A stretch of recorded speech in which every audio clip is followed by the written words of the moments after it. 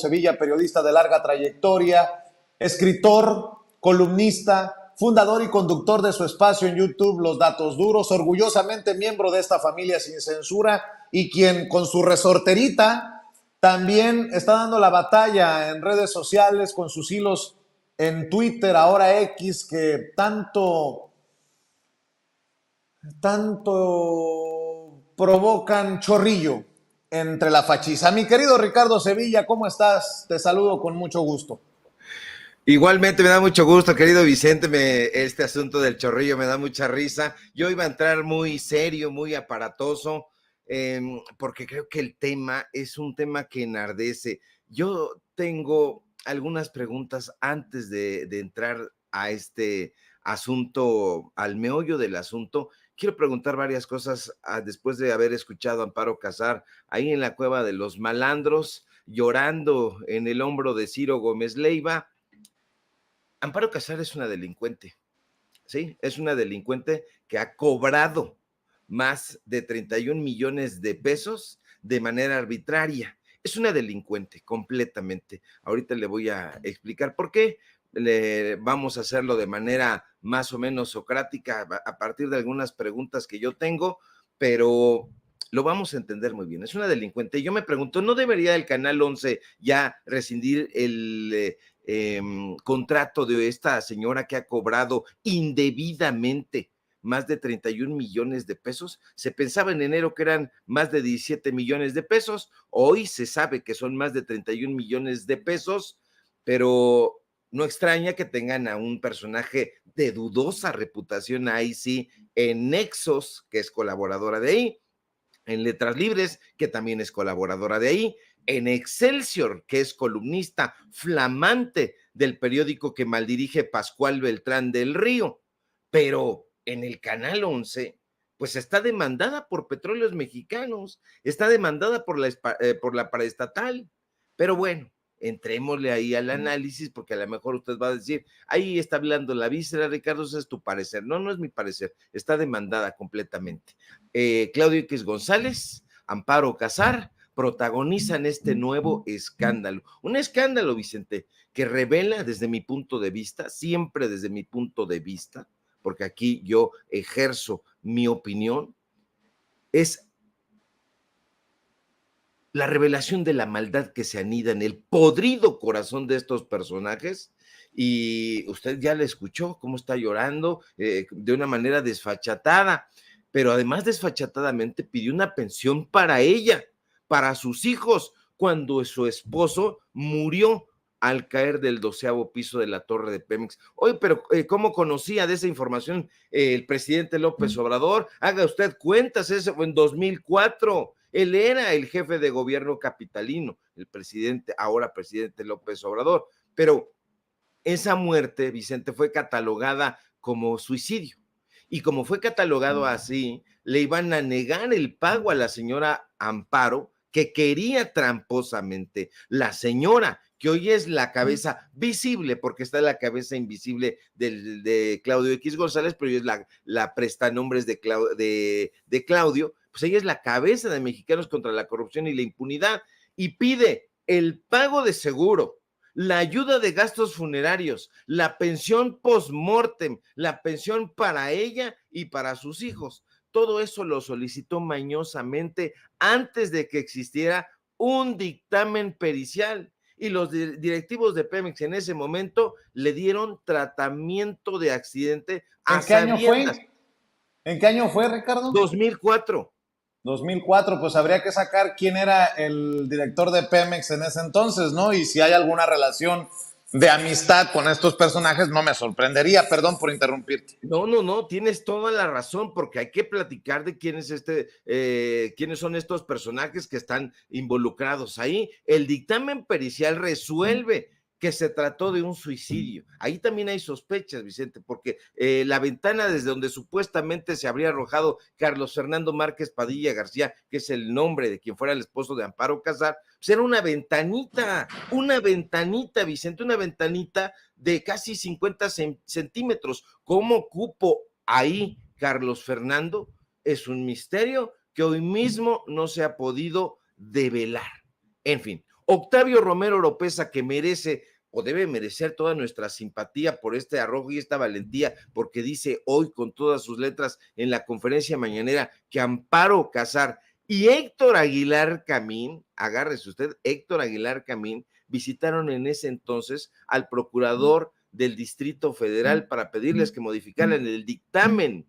Y eso, Vicente, por eso digo que es una delincuente, porque de comprobarse es un delito que se tiene que investigar hasta sus últimas consecuencias, porque estos dos granujas van a ver al procurador del Distrito Federal para pedirle que modifiquen el dictamen para que no parezca que fue suicidio, sino accidente, y de esa manera poder cobrar los recursos millonarios que Pemex finalmente termina pagando. ¿Por qué? Porque los directivos de Pemex se pasan por el arco del triunfo el dictamen y estuvieron dándole todos estos años la pensión a Amparo Casar y a sus hijos. Es decir, la señora que trabaja en el Canal 11 quiso alterar el dictamen. Estuvo cobrando a base de mentiras pagos irregulares. La tiene demandada, lo acaba de decir en la mañanera Romero Oropesa.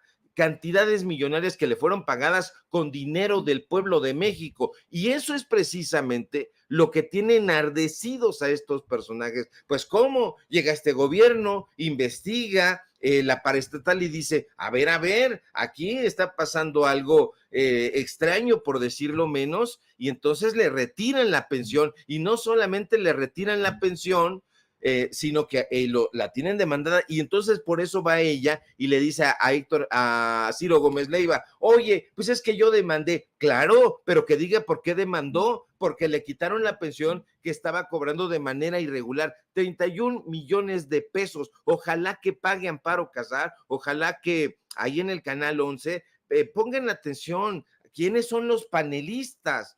Carlos Fernando Márquez Padilla no solamente fue coordinador de asesores de la dirección corporativa ahí en Pemex, él fue jefe de asesores de Santiago Krill cuando era secretario de Gobernación. Muchos sabrá Santiago Krill, habrá que preguntarle.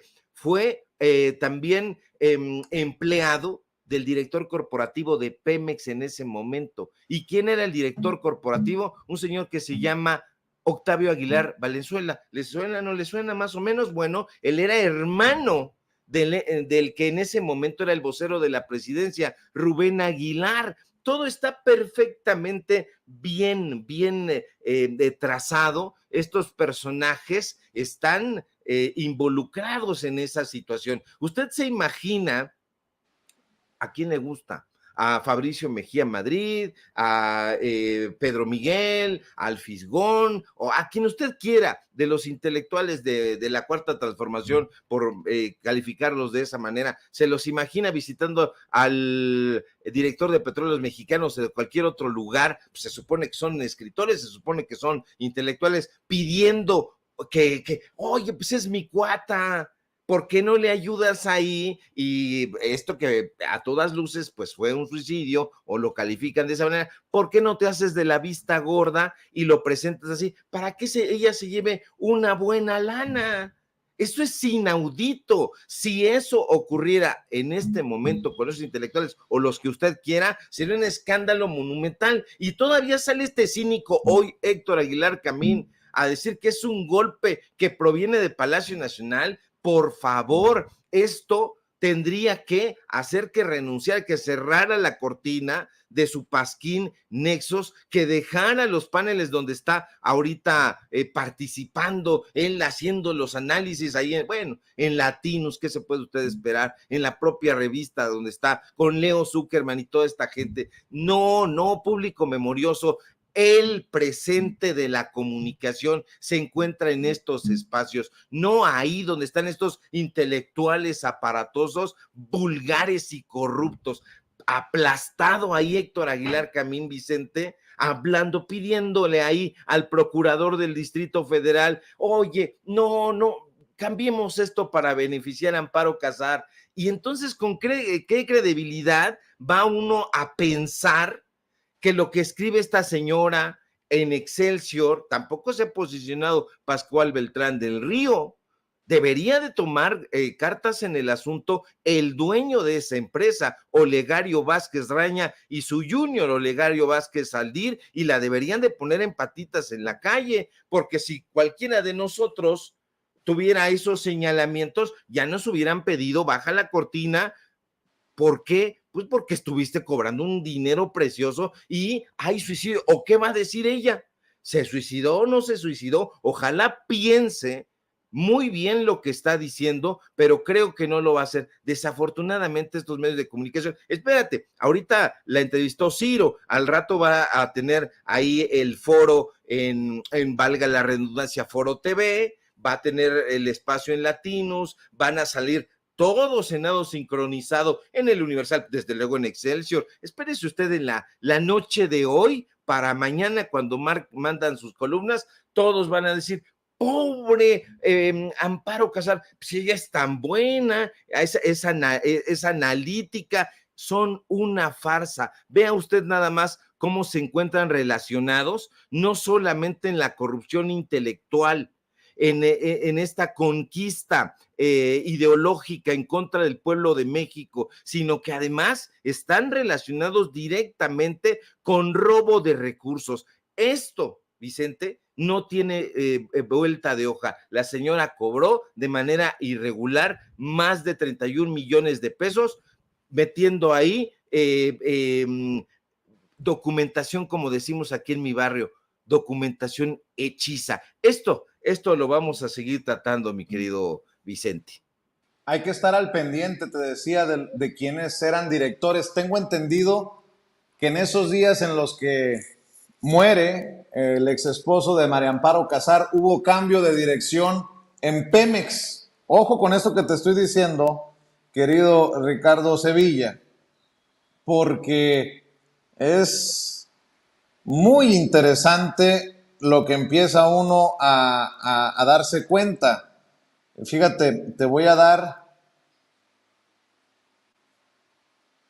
información.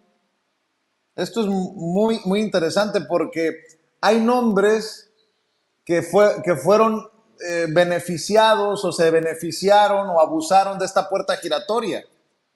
El que fue director de Pemex en el momento en el que se da la muerte del ex esposo de María Amparo Casar, después termina siendo contratista de esa empresa, de la empresa paraestatal de Pemex. Por eso te digo que hay que tener cuidado. Mira, tengo entendido, ¿qué día se da el accidente, suicidio del ex esposo de María Amparo Casar? Fíjate que es en 2004, aquí. Octubre, tengo entendido que es en octubre. A ver si Toño tiene la información, creo que es el 6 es o el 7 6 de de octubre octubre de 2004. Bueno, pues Raúl Muñoz Leos fue director de Pemex del 1 de diciembre del 2000, entra con Fox y se va el 3 de octubre de 2004, 3 días antes de esta muerte. Y después llega Luis Ramírez Corzo del 3 de octubre del 2004 hasta el 1 de diciembre de 2006. Te estoy mencionando esto porque me encuentro, por ejemplo, que Luis Ramírez Corzo,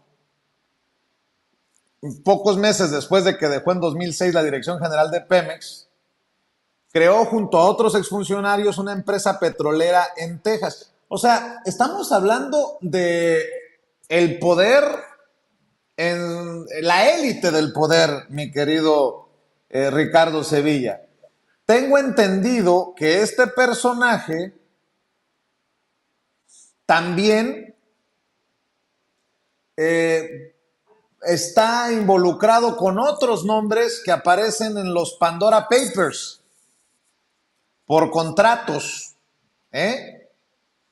Así que te digo, creo que deberíamos de ir deshojando la margarita, porque este caso que primero expone en su libro Gracias el presidente Andrés Manuel López Obrador y que hoy se exhibe en la mañanera, nos puede dar mucha carnita, muchísima más carnita, Ricardo. Mucha carnita, tanto que la fuente, una de las fuentes que revela que Amparo Casar y Héctor Aguilar Camín fueron a la Procuraduría en ese momento, pues es una persona proba de toda la confianza. Yo te lo digo así, y que es la fuente, hay que decirlo, y vamos a hacer la revelación aquí porque no se ha mencionado su nombre. Bernardo Batis. Bernardo Batis es la fuente. ¿Por qué Bernardo Batis? Porque Bernardo Batis era el procurador capitalino en ese momento. Él estuvo designado ahí por el jefe de gobierno capitalino en ese momento, Andrés Manuel López Obrador. Estos personajes tienen el cinismo, Amparo Casar y Héctor Aguilar Camín, de presentarse en la oficina de Bernardo Batis y solicitarle que cambie la Procuraduría Capitalina, en ese momento no era la Fiscalía, el dictamen pericial. ¿Y qué es lo que hace la Fiscalía? Se niega. La Fiscalía resuelve que se trató de un suicidio. Es decir, aquí no está involucrado Bernardo Batis. Bernardo Batis dijo no, no se puede. El dictamen resolvió que se trató de un suicidio. Así lo tiene calificado. Se mandó ese dictamen a Petróleos Mexicanos, pero en Petróleos Mexicanos se pasaron por el arco del triunfo el dictamen pericial que había calificado que se trató de un suicidio.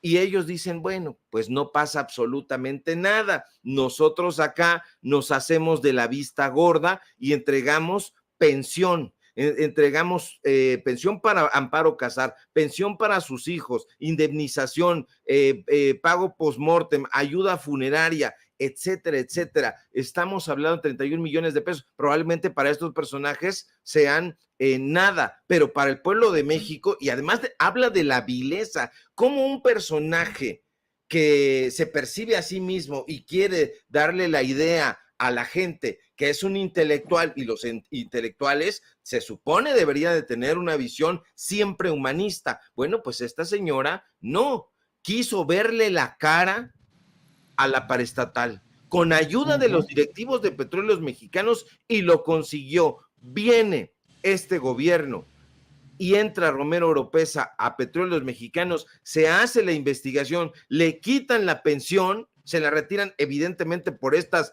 tranzas, por estas tropelías, y entonces ella demanda, y ahora le va a decir a Ciro Gómez Leiva que ella es la buena del cuento. No, señor, no, señora, aquí esta señora tuvo la ayuda, y ahí paseándola Héctor Aguilar Camín. En este momento deberían de deslindarse, Nexos, claro, Letras Libres, Excelsior, pero no lo van a hacer, Vicente. Van a tener ahí como colaboradora a esta señora que le robó al erario.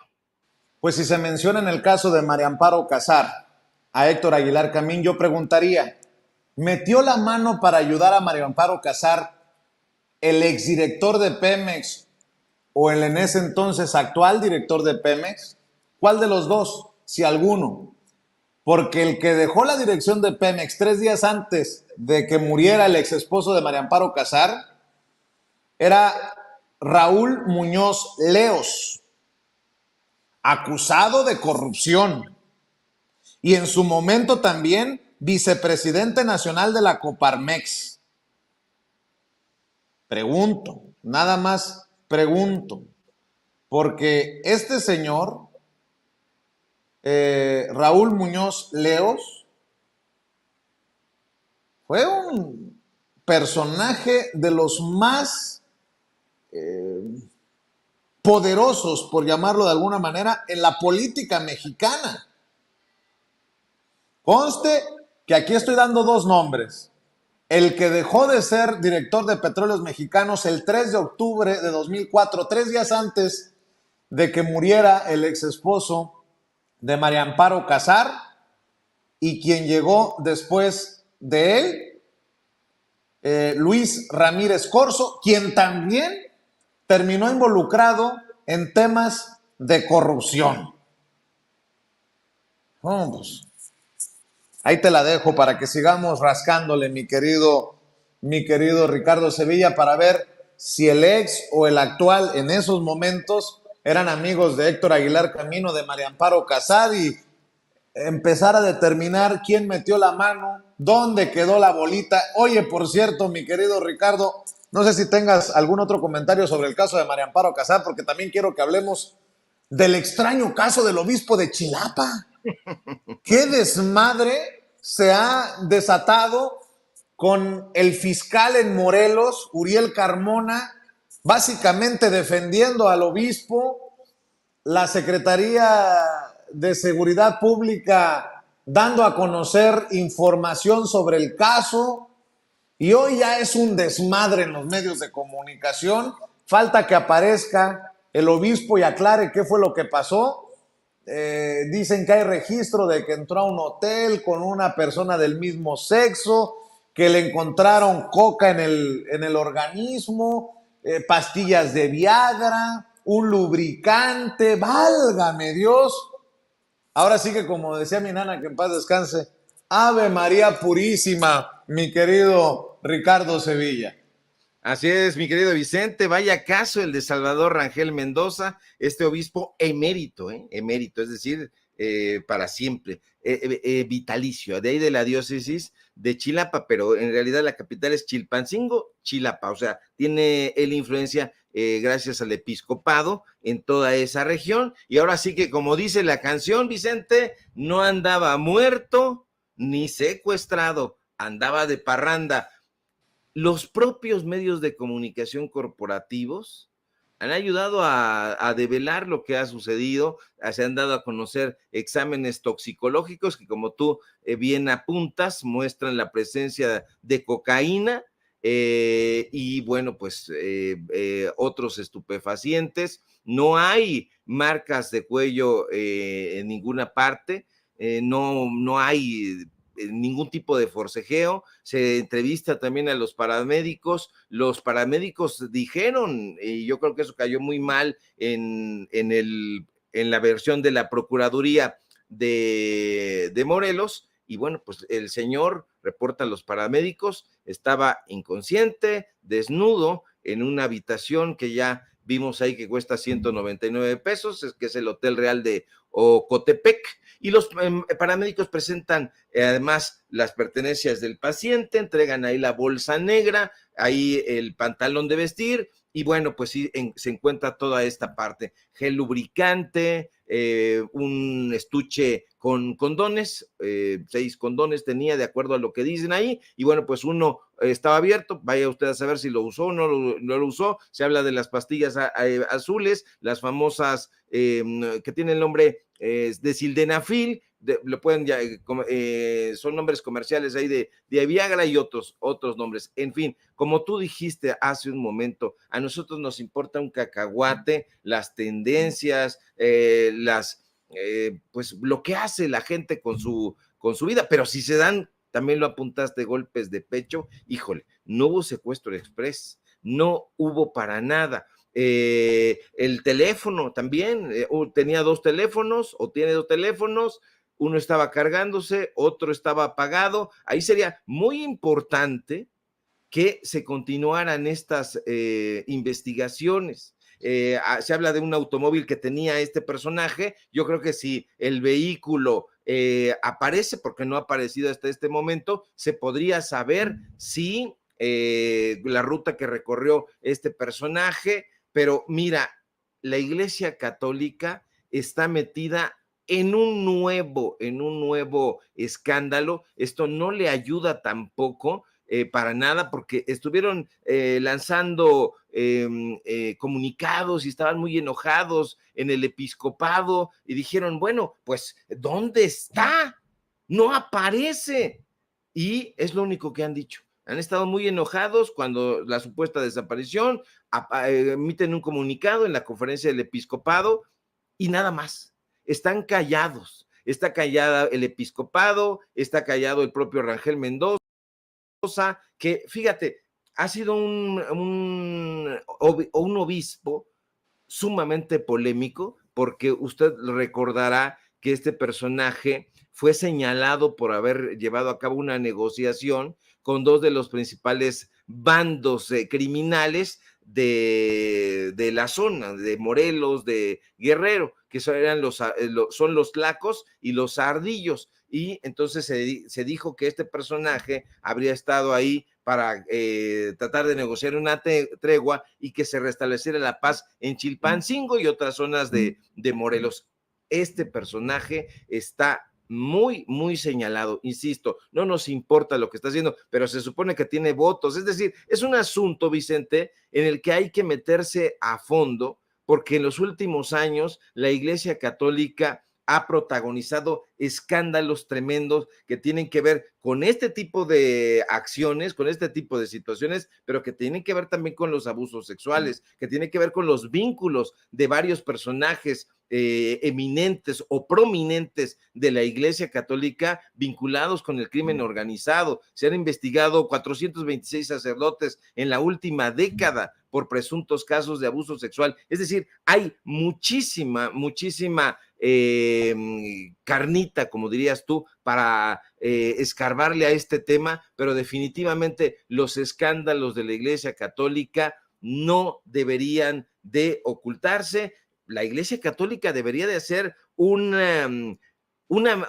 sí, pues en sus propios términos, una suerte de mea culpa, reconocer, pero también investigar todos estos casos, porque estos sujetos pues están subidos ahí en una palestra, tienen contacto con la población, dicen ser de una manera, pero en realidad son de otra, y entonces viene la duda, ¿cuántos criminales está o ha ido solapando la Iglesia Católica alrededor de la historia? Ya no digamos en otros países, sino aquí en México. ¿Qué es lo que va a hacer la Iglesia Católica? ¿Lo va a poner de patitas en la calle? ¿Va a continuar siendo el obispo emérito, respetado, y después de todas estas acciones que huelen muy, pero muy hediondo? ¿Por qué? Pues porque se supone que el señor tiene o ha abrazado unas creencias que le impedirían